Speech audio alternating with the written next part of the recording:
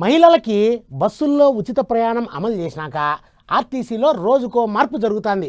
అధికారులకి అటు చేయాల్సి వస్తుంది. మరి ఏం చేస్తాము, అన్నీ సర్దుబాటు చేసుకోవాలి కదా.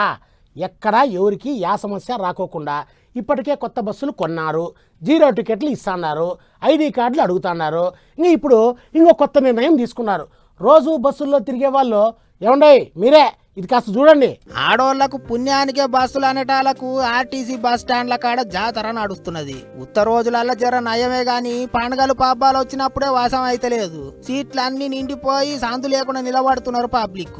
సీట్ల కొరకు లొల్లి పాంచాదులు అవుతున్నాయి. అన్నిటికి మించి కండక్టర్లకు అటు ఇటు తిరగరాక టికెట్లు కొట్టనికే రాక పర్షాన్ అవుతున్నది. పాపం ఆడకత్తెరలో పోక చెక్క లెక్క తయారైతున్నది వాళ్ళ పరిస్థితి.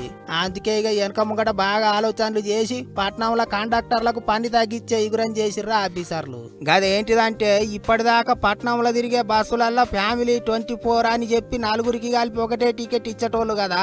ఆ టికెట్ ఇచ్చుడు బంద్ చేస్తున్నారట. అంతేకాదు T6 అని పెద్ద మనుషుల కోసం 50 రూపాయల టికెట్ ఇచ్చేటోళ్ళు కదా, గా టికెట్ కూడా బంద్ చేస్తున్నారట.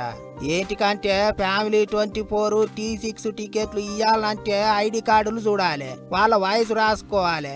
అంత పెద్ద కథనే ఉన్నదట. ఇదివరకంటే బస్సులు జర కుల్లగానే ఉండేటి, కండక్టర్లకు రాసుకోనికి ఈలయ్యేది. కానీ ఇప్పుడు నిలబడనికనే జాగుంటలేదు. ఇక వయస్సు గా లెక్కలేడ రాసుకునేటట్టున్నది. అందుకే ఇక మొత్తానికే ఫ్యామిలీ 24 T6 అనే టికెట్ ఇచ్చుడే బంద్ పెడుతున్నారు ఆర్టీసీ వాళ్ళు. ఆర్టీసీ పెద్ద సారు సజ్జనార్ సారే ఇంటర్నెట్ గ్రూప్లే కామెంట్ రాసిండు. సోమవారం సంధి ఇక ఫ్యామిలీ 24 T6 టికెట్లు ఇయ్యరా అన్నట్టు.